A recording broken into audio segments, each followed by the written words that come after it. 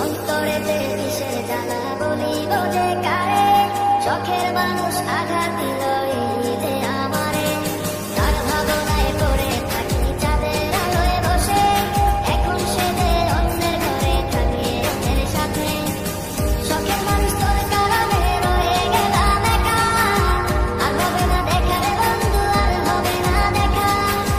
শখের মানুষ তোর কারণে রয়ে গেলাম একা, আর হবে না দেখা রে বন্ধু, আর হবে না দেখা।